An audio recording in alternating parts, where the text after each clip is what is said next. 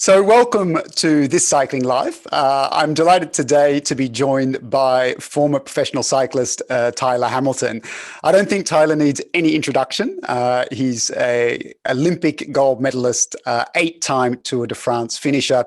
He has had absolutely a colourful career, and some of that we will talk about tonight. But actually what we're going to be most focused on is the here and now and also the future, because Tyler's doing some very exciting stuff in his life right now. So Tyler Hamilton, welcome to you. And let's start by perhaps you giving us an update of what's happening in your life right now. Oh yeah, well, Jamie, thanks for having me on your show. Yeah, it's a real honor. Yeah, today I'm here in Missoula, Montana. Yeah, I work for a money manager down in Denver, so I kind of commute back and forth a little bit. Usually I'm down there every third week or so for the work week. Yeah, that's working in the finance world is kind of a new career of mine. I've been involved with Black Swift for about probably a year and a half.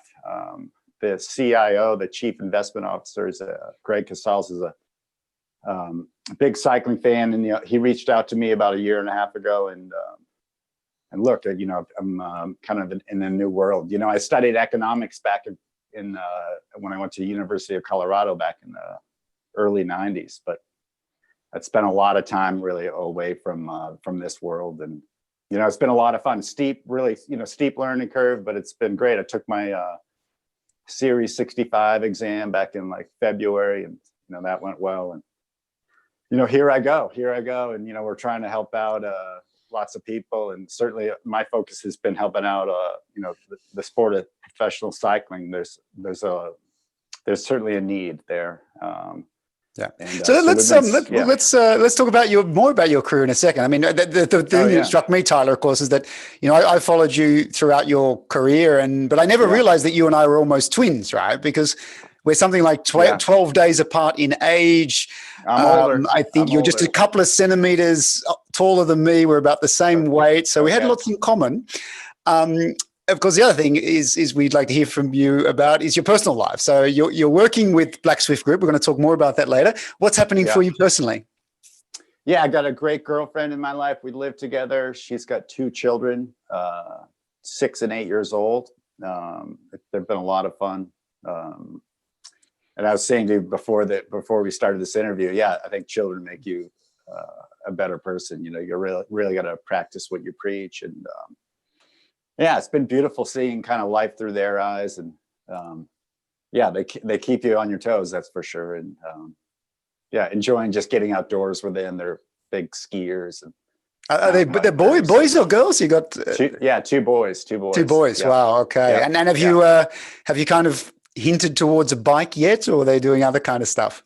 Well, they're more into the BMX style jumping and all that, right, which as a roadie I'm not that good at, but yeah, I've been learning a little bit about that, getting some airtime. And their dad, who lives just up the street, is a great guy. He's a really good mountain biker, and showing him a lot of good skills. And cool. So it's been fun. It's been a wild ride, but it's been an enjoyable one for sure. And I understand now, Tyler, at Black Swift, I mean, you are working with professional athletes. Is that mostly with cyclists, or are you working with other kind of athletes as well? Because my understanding is what you're doing with them is really helping them either in their current career as athletes to think about their financial future, or even those who are making that transition from being professional into sort of life after professional sports. So can you say a bit more specifically about your role and the kind of people you're working with? Yeah. I mean, number one, the Chief Investment Officer, Greg Casals, is just a huge cycling fan, and that was really one of the things that really brought me into the company. Number one, incredible person. 2, a huge fan of cycling, wants to give back to the sport of cycling, which, as we know, there's a need there. And does some amazing things with people's money. So Greg started a fund called the Pro Cyclist Fund, and we donate half of the management fees to the Pro Cyclist Foundation. Wow. So so we're really in the infancy stages with the foundation. But it's been we've had a lot of good input so far. great feedback, and a lot of people are involved. And, you know, we hope to see this, you know, one day as a really strong foundation, helping a lot of cyclists in need. You know, our focus is really on the legal, wellness, and career development side of things. Yeah. You know, I mean, I don't know, like I didn't know what I was going to do when my career ended. I had no idea. Yeah. I just figured something would fall into my lap, you know. Yeah. Yeah. My It's exit from interesting. cycling was a little bit different, you know, but still, I wish I'd been, you know, a little bit better prepared, you know, and so we're going to try to help cyclists in their careers, as well as sort of after their careers, and maybe getting them to think and work a little bit on their career after cycling during their cycling career. Yeah. It's interesting you say that, because, you know, we've had quite a few people on this show. In fact, I interviewed Sven Tuft on another show, great guy. Oh, awesome. And Sven was talking about, you know, the fact, and remember that, man, Sven has he started relatively late, but, you know, retiring at 43, that's relatively late compared to when many other pro cyclists retire. Many of them, you know, retire in their early or mid 30s.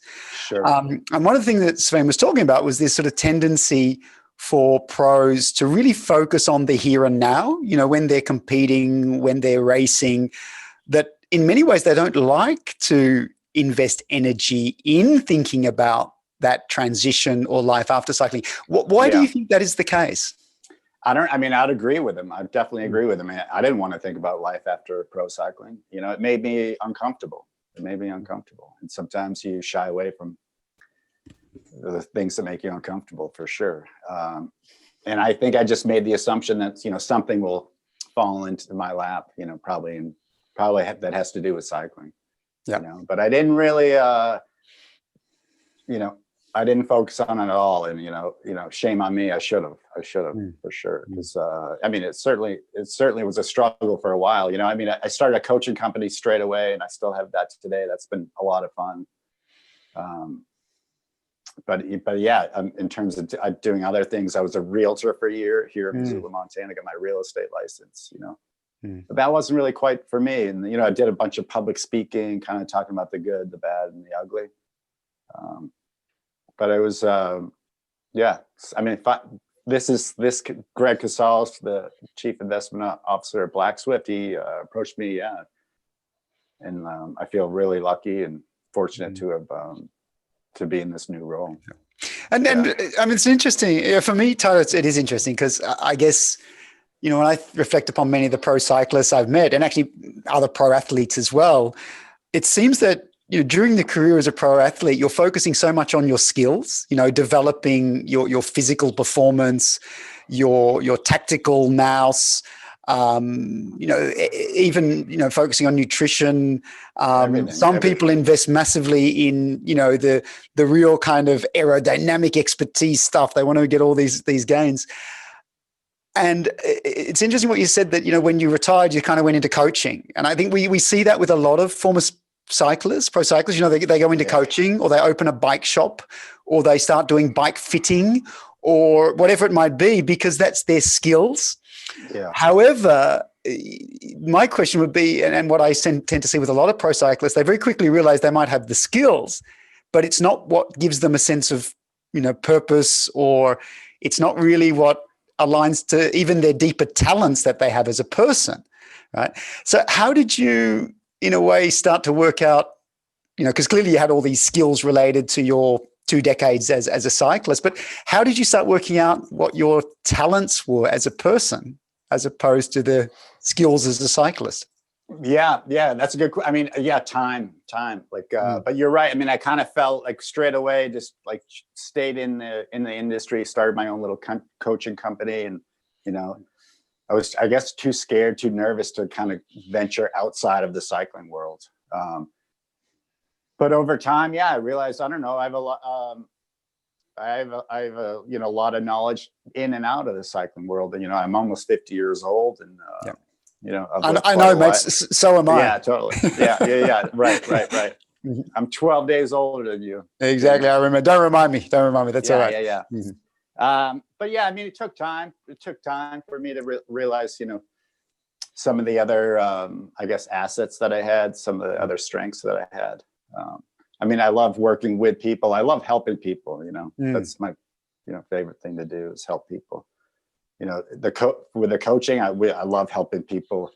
They have, X amount of time to spend on the bike every week. Maybe it's 5 hours a week they have to ride their bikes. And we love to help them kind of be more efficient in their training and get stronger. And at the end of the day, be happier.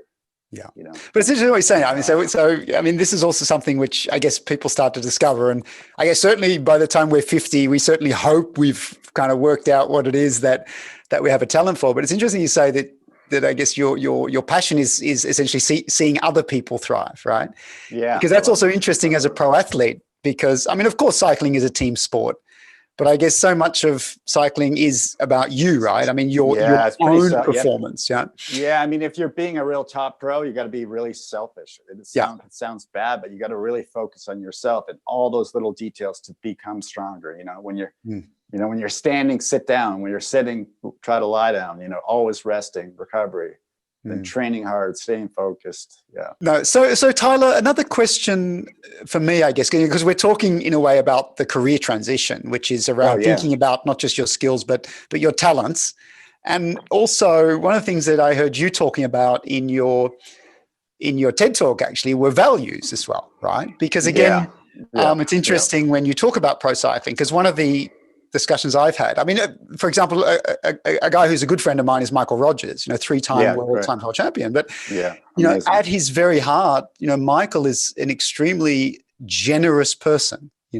He's a very giving person, very trusting person. He shares his knowledge, his expertise. And he said almost, that in some ways, when you're a pro athlete and like you said, so focused on yourself that you have to suppress your values, some of these things that come. How did you find that? I mean, in your career, because I mean, we don't have to get too deeply, but clearly there were some value conflicts there. Yeah, there were some big conflicts. And in some cases, when you find yourself confronting those value conflicts, or maybe not finding yourself in the right environment, you can also suffer from, depression, mental illness, which I understand something you suffered from. Is that something which you also, in your role today, is that something also you've witnessed or you're interested to address? Because this issue of value conflicts, depression, seeking of purpose is quite common, actually. Well, what's your experience with that? I, as a pro cyclist, you had to, I certainly, had to put my values to the side at times. And I felt like I was kind of living a second life that really was, I don't know if it was completely me, and I did struggle with it. I had a lot of, I call them like committee meetings, in the middle of the night, you kind of sit there and somewhere between like 2 and 4 in the morning, you sit there for a half hour, 45 minutes and look at the ceiling and kind of think about your values. I thought a lot about what my parents taught me as a kid, and that I'd kind of skewed away from my values. But a lot has changed since then, and I've kind of gotten back to my core values again. I try to share that with other people, especially the younger generations. Kids are really kids are sponges, so share with them the lessons you've learned, and being open and honest and truthful,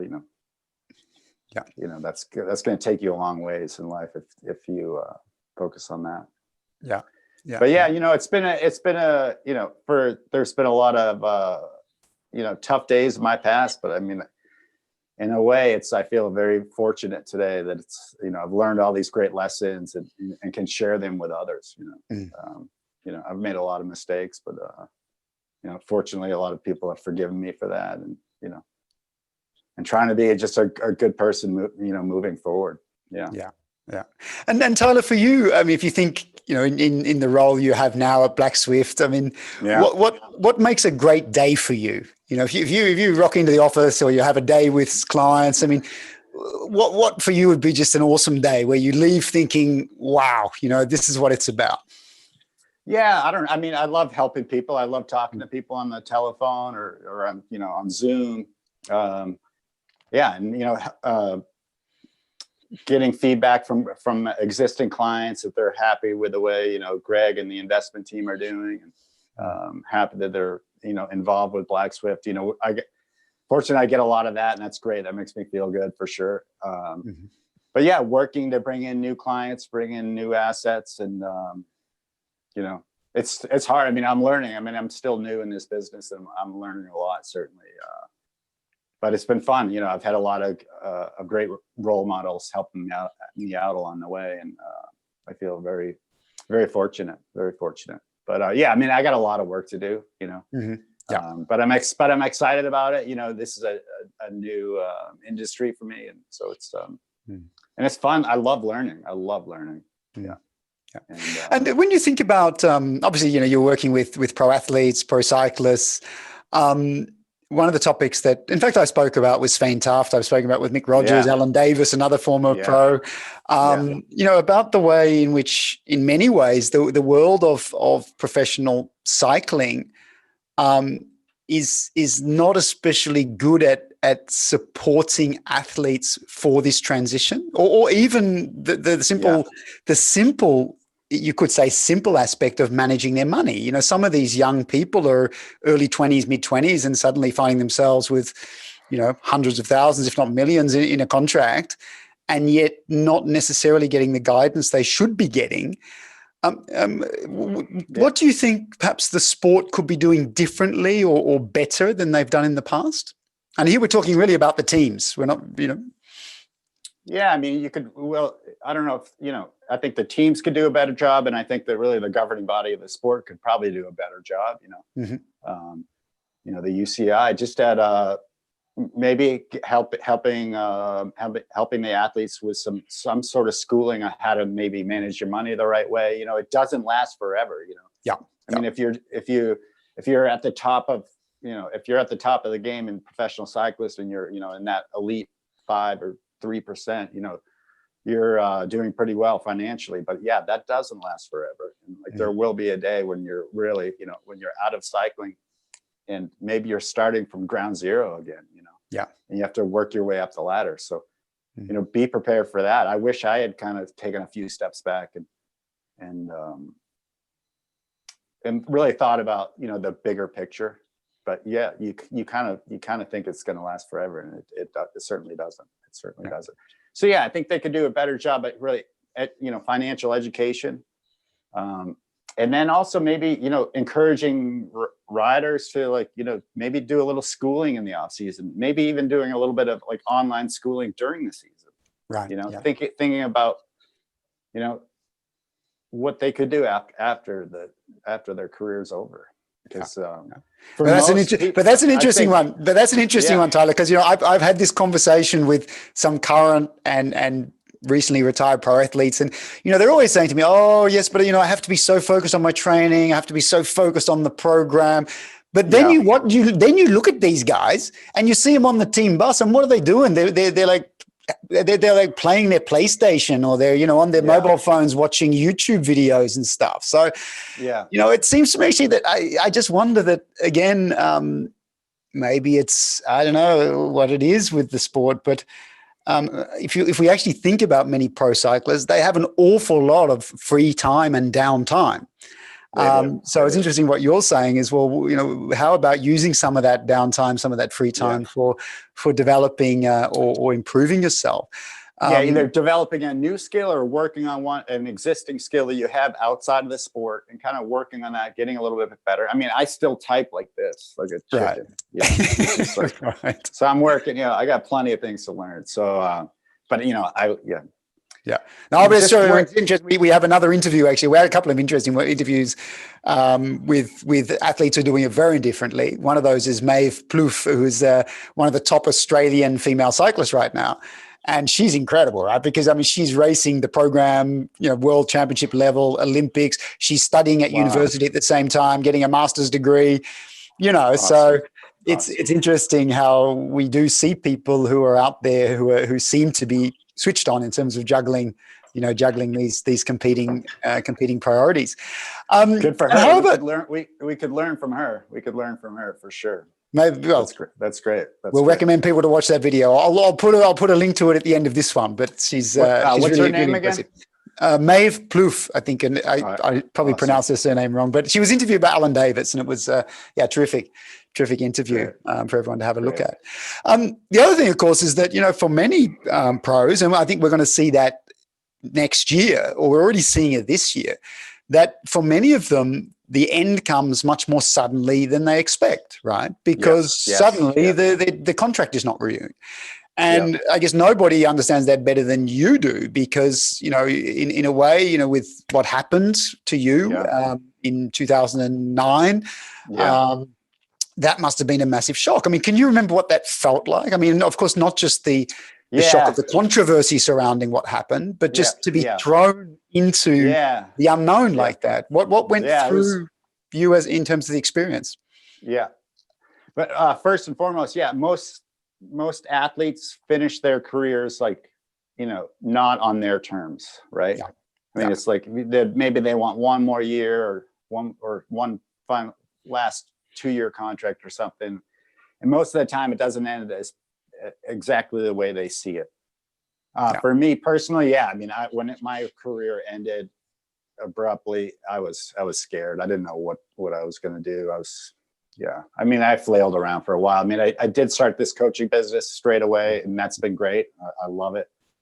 It's been I have one employee, Jim Capra, who's been just awesome. And but I wasn't ready. I wasn't ready. I flailed around for a while, for sure. But I mean, I wish I could, if I could have gone back and done it all over again. Obviously, I would have done a lot of things differently. And certainly one would be, working on, on some of my skill sets, or working on a new skill set outside of the, cycling industry, for sure. And where, Tyler, I mean, I'm curious. I mean, it sounds like now with what you are doing with Black Swift Group, I mean, it's interesting for me because obviously you have this opportunity to develop your talents, because you talked about caring about other people, loving to see other people thrive, bringing your experience to bear, of course, because, I mean, I guess you're quite special in that you have experienced so much of what your clients are going through or are likely to go through in the future. So it seems that that's a unique, special fit for you. But where do you see yourself in, I don't know, 2-3 years from now? I mean, what would be a great life, for Tyler Hamilton 3 years from now? Oh man, well, I certainly love Missoula, Montana, where I am now. That's been just fantastic. I've been here for about 8 years. I love getting outdoors, and I love bike. My new sport within cycling is bike pack, or my new focus in cycling is bike packing. Yeah. I don't know if you, it's kind of the opposite of bike racing, but I've really enjoyed that, doing more of that, traveling around the world. It's a great way to see the world, for sure. Doing more of that, being 5 years into Black Swift, more experience, now I'm still pretty green at it. And, just feeling a little bit more comfortable in my shoes there, and, helping more people. Raising a lot of money for the Pro Cyclist Foundation, helping more pro athletes, pro cyclists, and there's a lot of cyclists in need, especially right now, and so giving back to the cycling community. It's cycling gave me a lot, and I really appreciate what it did for me, and it's a beautiful sport. Well, mate, I'm very glad that you didn't say making a cycling comeback to race the UCI Granfondo Masters level, because you and I would be in the same age group classification, and I really don't want that. All right, watch out, Jamie. Watch out. I might be. You just stick with the bike packing, Tyler Hamilton. All right, you leave the plus 50 cycling competition to the rest of us. I don't think I've done an interval since 2009.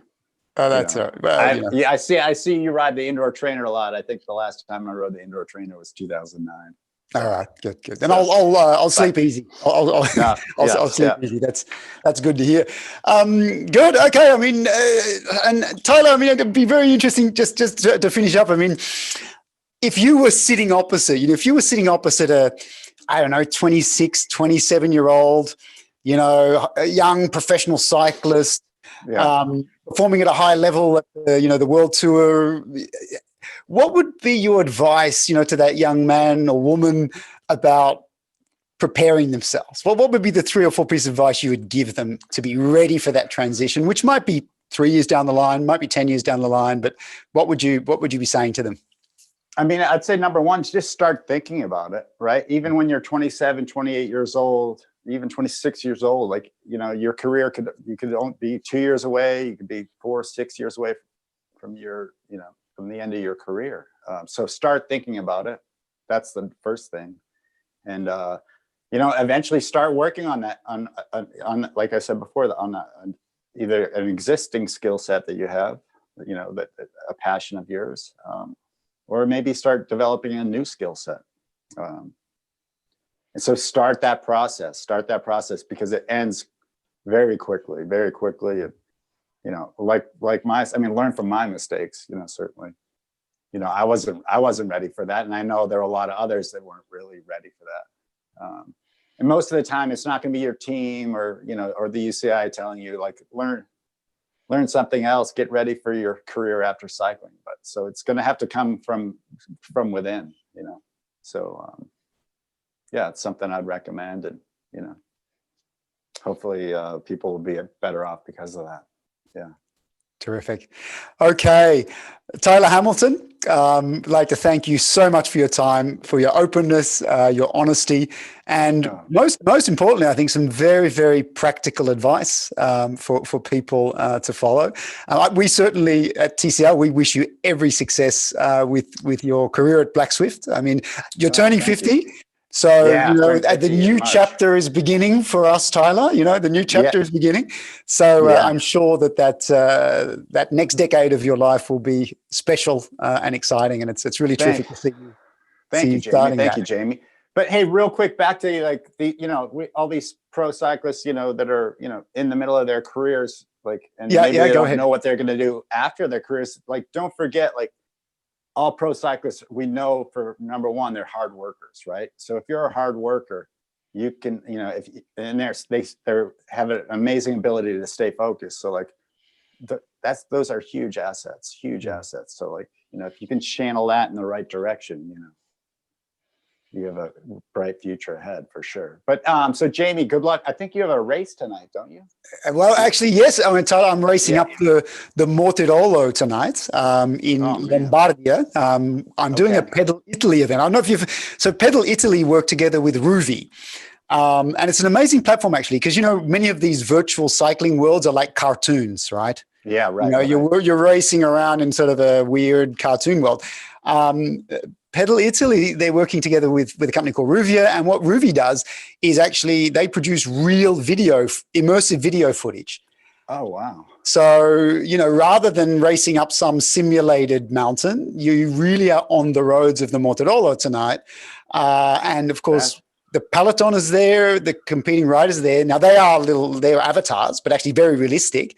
But the scenery itself is there. So I'm not sure I'll be doing the climb as fast as you did, Tyler, but I'll certainly do my best. Well, you're looking pretty good. I've seen some of your stuff on LinkedIn there, and you're looking like you're really strong and you've been working hard. And so, good luck tonight. Yeah. Thank you very much. Tyler, as my friend Michael Rogers says, when we talk about little guys like us, we have less wind to push, that's always an advantage. So that's, you're a great time trialist and you're a small guy and you went fast up mountains. So, it all helps. But thanks again for your time, Tyler. It's been great. We'd love to have you on the show again. I'm sure there's many more things we can talk about. For everyone who's been watching, of course, please do give us the thumbs up if you've enjoyed this video. And of course, please do subscribe to the This Cycling Life YouTube channel. So Tyler Hamilton, thank you very much again for joining us. Thanks, Jamie. Keep up the good work.